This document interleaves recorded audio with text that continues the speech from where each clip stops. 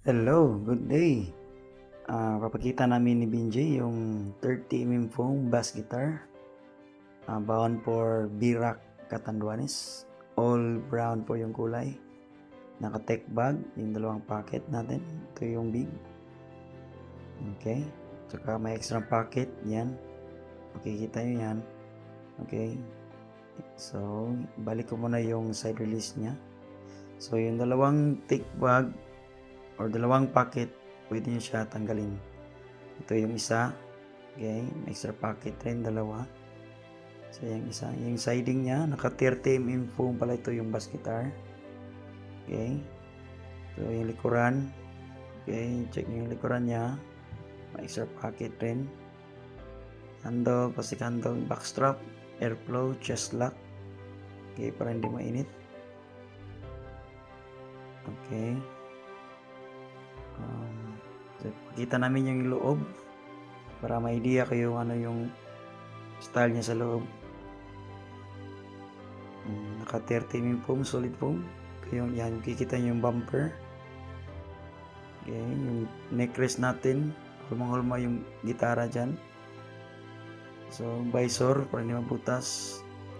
Yung bumper natin kay visor rin sa bottom. Yung thickness ng pocket niya, makikita yung kamay ko. Okay. So close natin yung main pocket. So sunod, papakita namin yung paano niya makikita nyo yung visor. Tapos i-connect namin yung yung raincoat niya para sa maulan na gig, pauwi or papunta or gabi na maulan na gig, safety. So huwag kayong mag-alala kahit may raincoat pala siya, may reflectorize siya para makita kayo sa gabi, lalo na nakamotor yung gumagamit ng bag. So safety pa rin, no? Nagbibigay yan ng pangalawang chance or pangalawang buhay natin para sa safety.